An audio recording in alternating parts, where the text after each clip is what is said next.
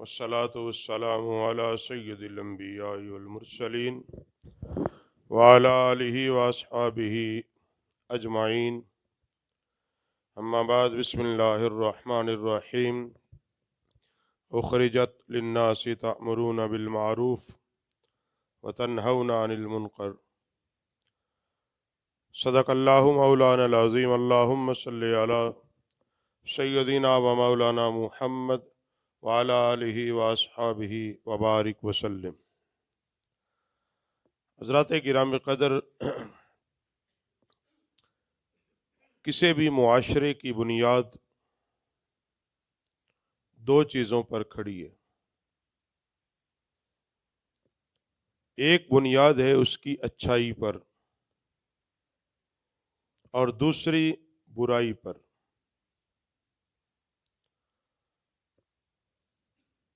قرآن مجید نے اس امت کو، نبی رحمت علیہ الصلاۃ والسلام کی اس امت کو امت اوسط کہا ہے، امت وسطی کہا ہے۔ یہ امت میانہ روی پر قائم ہے، اعتدال پر قائم ہے، اور فرمایا کہ اخرجت للناس تأمرون بالمعروف۔ پہلی جتنی بھی امتیں آئی ہیں، کم و بیش 1,24,000 نبی آئے، تو ہر نبی ایک امت کا مالک تھا۔ افراد جتنے بھی تھے یہ الگ بات ہے، مگر نبی امت کے لیے آتا ہے، لوگوں کی ہدایت کے لیے آتا ہے، تو کم و بیش 1,24,000 امتیں بھی تھی۔ ان تمام کے اندر فرمایا اخرجت للناس، جتنی بھی وہ امتیں آئی ہیں، جتنے بھی وہ لوگ آئے ہیں، ان تمام میں فرمایا اے میرے محبوب کی امت، تم سب سے بہترین ہو۔ اب بہترین یہ کیوں ہے؟ کیا وجہ ہے اس کی بہتری ہونے کی؟ وجہ کیا ہے؟ تأمرون بالمعروف، یہ پہلی وجہ قرآن نے بیان کی۔ تأمرون بالمعروف، یہ اچھائی کا حکم دیتی ہے، خود بھی اچھائی کرتی ہے، نیکی کرتی ہے، اور نیکی کا حکم دیتی ہے۔ قرآن پاک نے پہلے پارے میں ایک بات کو بیان کیا ہے، فرمایا کہ وہ تم کیوں کہتے ہو جو تم کرتے نہیں۔ تو اس امت کی افضلیت کی وجہ کیا ہے؟ تأمرون بالمعروف، یہ حکم دیتے ہیں اچھی بات کا۔ ایمان کے ہر انسان اور مومن کے ایمان کے 3 درجے ہیں۔ پہلا درجہ کیا ہے؟ برائی کو دیکھے تو اپنی طاقت سے، بازور قوت سے اس کو روک دے۔ اب میں اور آپ، ہر انسان بازور قوت سے روکنے کی طاقت نہیں رکھتا۔ برائی کو بازور قوت اس وقت روکو جب تمہارے پاس اتنا لشکر ہو، اتنی جمعیت ہو، اتنی طاقت ہو، اور تم یہ سمجھتے ہو کہ میں اس برائی کو روک سکتا ہوں، پھر بازور قوت روکو۔ تم سمجھتے ہو میں بازور قوت نہیں روک سکتا، اس کے روکنے سے فتنہ بپا ہوگا، فساد بپا ہوگا۔ اور یہاں بھی نبی رحمت علیہ السلام کی وہ حدیث فرمائے، ایک زمانہ آئے گا کہ برے لوگوں کو صرف کوئی اتنا کہہ دے گا، ایک آدمی زنا کر رہا ہوگا، صرف اتنا کہے گا کہ تو اس کو پردے میں رہ کے کر لے، اتنی بات کہنے پر بھی اللہ اس کو اجر عطا کر دے گا۔ اتنا جملہ کہنے سے کوئی عام بے حیائی کا کام کرے اور صرف اتنا کوئی کہہ دے کہ اس کو تھوڑا سا پردے میں کر لے، اس بات پر بھی اجر ہوگا۔ یہ علامات قیامت کے باب میں، اور یہ ہو چکا ہے، ہو رہا ہے۔ آپ دل پہ ہاتھ رکھیں، سچ سچ بتائیں، بازار میں برائی کوئی کرتا ہے، لڑکی لڑکا، ہم میں سے کتنے لوگ ہیں جو ان کو یہ کہتے ہیں بھی کچھ تو حیا کر، پردے میں چلا جا۔ ہم اپنی عزت بچانے کے لیے ان کو کچھ نہیں کہتے۔ یہ ہو چکا ہے، ہو رہا ہے۔ ہم اس لیے ان کو نہیں کہتے کہ ہم کہیں گے یہ گل پڑنے آئیں گے ہمارے۔ اور پھر ہوتا تھا، ایک زمانہ تھا کہ ایک آدمی جب اچھی بات کا حکم کرتا تھا، لوگ اس کے ساتھ کھڑے ہوتے تھے۔ ایک زمانہ یہ تھا کہ اچھی بات کہی بھئی یہ ٹھیک ہے۔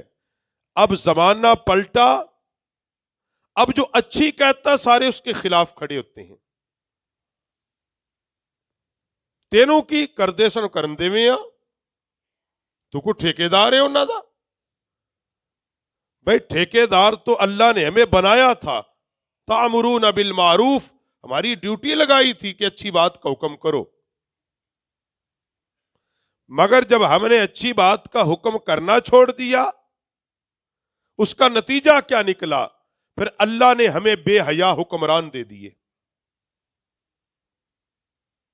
جب ہم نے لوگوں کو اچھی بات کا حکم کرنا چھوڑ دیا، پھر ہم پر بے حیا، بشرم، زناکار اور بدکار حکمران مسلط کر دیے۔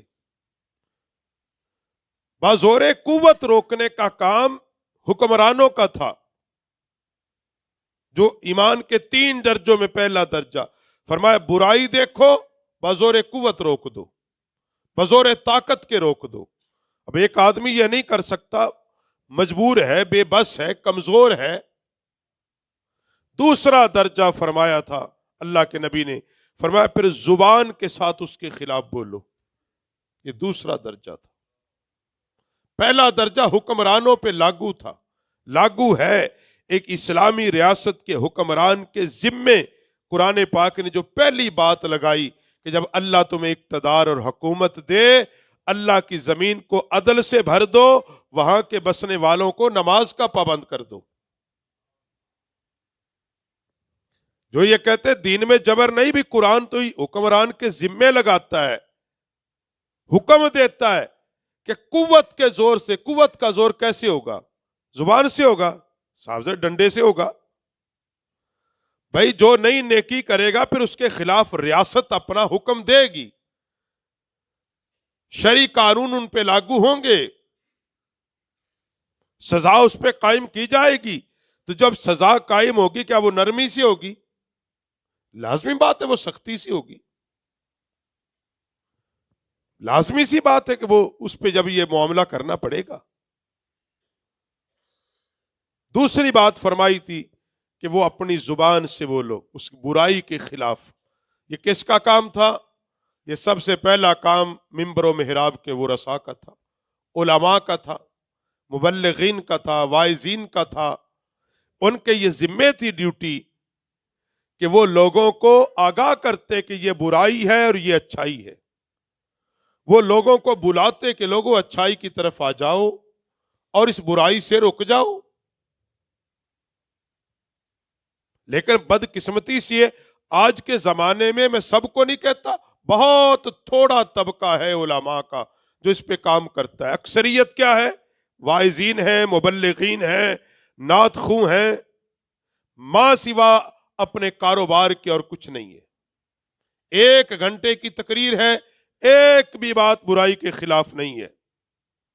قصے ہیں، کہانیاں ہیں، سبحان اللہ ہے، ماشاءاللہ ہے، الا ماشاءاللہ ہے۔ نعت خواں عاشق رسول صاحب نے 1.5 گھنٹہ پوری رات آپ کی لگا دی، ایک بات نہیں کی لوگوں اس برائی کے نظام سے بچ جاؤ۔ بھائی نماز آپ پہ فرض ہے، نعت خوانی نفل ہے۔ رات بھر جاگنا فرض واجب نہیں ہے۔ فجر کی نماز فرض تھی آپ پہ، کوئی بولے گا؟ نہیں بولتا۔ بلکہ ان کو ابھارا جا رہا ہے، ابھارا جا رہا ہے۔ جن علماء کی ڈیوٹی یہ لگائی تھی اللہ نے کہ زبان کے ساتھ برائی کے خلاف بولو، اچھی بات کا حکم دو، لوگوں کو بتاؤ نماز کی فضیلت یہ ہے، لوگوں کو بتاؤ روزہ رکھنا تم پہ فرض ہے، لوگوں کو بتاؤ سود سے بچو، زنا سے بچو، بدکاری سے بچو، بے حیائی سے بچو۔ وارث منبر و محراب نے جب اپنا یہ کام چھوڑ کر اس بات پہ آئے، کس بات پہ؟ یہ بہت اچھا خطیب ہے، اور اب خطیب کیا کہتا ہے؟ میں پروفیشنل خطیب ہوں۔ پروفیشنل کا مطلب کیا ہے؟ اور ہمارے انگریز دان لوگ کہتے ہیں ہاں ہاں بہت اچھی بات ہے، پروفیشنل کا مطلب ایک پیشہ ور خطیب ہے۔ یہ ہوتا ہے پروفیشنل کا، یعنی ایک کاریگر مستری کہتا ہے میں پروفیشنل مستری ہوں، مطلب میں پیشے کے اعتبار سے مستری ہوں۔ ایک آرکیٹیکٹر، ایک انجینئر، وہ کہتا ہے میں پروفیشنل ہوں، یعنی میں اپنے کام میں بڑی مہارت رکھتا ہوں، اعلیٰ سے اعلیٰ کام مجھ سے لے لو۔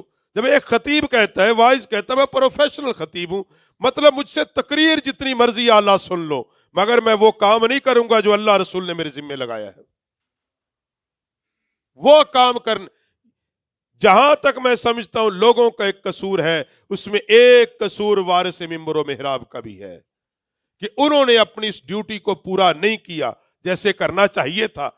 جیسے امام احمد بن حنبل کو کہا گیا تھا کہ مسجد کے ستون کے ساتھ درس دینا بند کر دو، آپ نے فرمایا کیوں؟ کہا وقت کا حکمران یہ چاہتا ہے کہ یہاں بیٹھ کر تم لوگوں کو میری برائیاں نہ بتایا کرو۔ کہا پھر کیا ہوگا؟ فرمایا پھر آپ کو کوڑے لگیں گے، آپ کو جیل بھی جانا پڑے گا۔ امام احمد بن حنبل نے فرمایا میں آپ کہتے ستون کو چھوڑ دوں؟ فرمایا میں اپنے موقف سے ایک رائی دانے کے برابر پیچھے نہیں ہٹوں گا، کیونکہ اللہ نے میری ڈیوٹی لگائی ہے میں لوگوں کو حکمرانوں کی برائیاں بیان کرتا رہوں، میں تمہیں بتاتا رہوں اسلام کیا ہے اور دین حق کیا ہے۔ یہ دوسرا درجہ تھا۔ تیسرا درجہ اللہ کے نبی نے فرمایا تم یہ بھی نہیں کر سکتے، زبان سے بول نہیں سکتے۔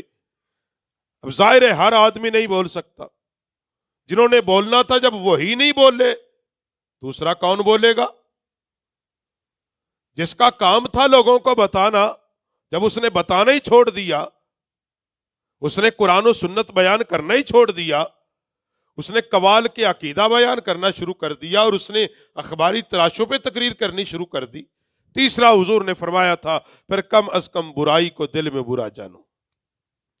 اب برا جاننے کا مطلب بھی عجیب ہے ہماری قوم میں، برا جاننے کا مطلب بھی عجیب ہے، یعنی شادی پہ بیٹی کے سر پہ دوپٹہ نہیں، وہ ناچ رہی ہے، کہتا نہیں میں تو برا ہی جاننا، دیکھ بھی رہا نہیں میں چنگا تھا نہیں کہندا، بس مجبوری ہے۔ بھائی تو اگر دل میں برا جانتا تو اس مجلس سے اٹھ کے چلا جاتا۔ برا جاننے کا مقصد یہ ہے، یہ نہیں ہے ساتھ دیکھی بھی جائے اور ساتھ کہ نہیں میں چنگا تھا نہیں جاندا۔ بھائی تو اچھا نہیں جانتا مجلس کو چھوڑ دے، کہ بھائی میں آپ کو روکنے کی طاقت میں نہیں رکھتا، میں اتنا کر سکتا ہوں میں اس برائی سے اپنے آپ کو بچا رہا ہوں۔ اب بتائیں ہمارے میں سے کتنے لوگ یہ کرتے ہیں؟ کتنے لوگ یہ کرتے ہیں؟ سود میں لیتا نہیں ہوں لیکن بتاتا ہوں فلاں جگہ سے سود مل جائے گا۔ اب جتنا گناہ لینے والے کو اتنا ہی گناہ اس ترغیب دینے والے کو ہے، جس نے اس کا ذہن بنا دیا کہ تو مشکل میں پھنسا ہے، لہذا تیری مشکل کا حل یہ ہے کہ تو سود پہ اٹھا لے پیسے، تو جا سود پہ لے لے۔ اب وہ اس کو تو کہہ دیا دوز کی، جس نے اس کا ذہن بنایا اس کا کیا کرے گا بھائی تو؟ بھائی برائی سے نفرت یہ تھی، بھائی تو مشکل میں پھنسا ہے، اللہ سے دعا کر، میرے پاس طاقت ہوئی تیری خدمت کروں گا، لیکن میں تمہیں کبھی نہیں کروں گا کہ سود کے قریب جا، بالکل اس سے بچ جا، بالکل اس سے بچ جا۔ میں نہیں شراب پیتا، مگر شرابیوں سے دوستی رکھتا ہے، اپنے اس کے سامنے شراب پی جاتی ہے، وہ بڑا راضی ہے۔ میرے دوست شراب پیتے وہ اسی پہ بڑا راضی ہے، میں نے کبھی گھونٹ بھی نہیں پیا۔ بھائی تو اس مجلس میں جو بیٹھتا ہے اس کا عذاب اور گناہ وہ کس کے سر ہے؟ کیونکہ وقت کی قلت۔ اس لیے خلاصہ کلام یہ ہے میرے بھائیوں، ایمان کے 3 درجے، پہلا درجہ حکمران، دوسرا درجہ علماء واعظین، تیسرا درجہ عوام۔ کم از کم تم برائی کو دل سے برا جانو، کچھ نہیں کر سکتے، برائی میں بیٹھنا چھوڑ دو، برے لوگوں سے قطع تعلق ہو جاؤ، برے لوگوں کی مجلس چھوڑ دو کم از کم۔ اور یہی افضلیت کی وجہ فرمایا کہ اخرجت للناس تأمرون بالمعروف وتنہون عن المنکر۔ امت رسول کی افضلیت اس میں ہے کہ وہ لوگوں کو اچھی بات کا حکم کرے اور بری بات سے روک دے، اس لیے یہ امت افضل ہے۔ اگر یہ اچھی بات کا حکم کرے اور برائی سے روکے تو افضل ہے، اگر یہ خود ہی برائی کرے، یہ خود ہی اس گناہ میں ملوث ہو اور لوگ کہتے کوئی عذاب نہیں آتا، یہ یاد رکھو یہ ایک الگ موضوع ہے، مگر آخری بات یہ ہے، آج سارے گناہوں کے باوجود تم پر کوئی گناہ نہیں آتا، یہ تمہارا کمال نہیں ہے، یہ کمال ہے مدینے کے تاجدار کے وجود اطہر کا۔ بس کمال ہی ہے کہ مصطفیٰ کا وجود اطہر موجود ہے، کہ جس کی رحمت کے تصدق میں اللہ ہم پہ عذاب نہیں بھیج رہا۔ باقی ہمارے اندر کمی کوئی نہیں، ہم نے کوئی کسر نہیں چھوڑی۔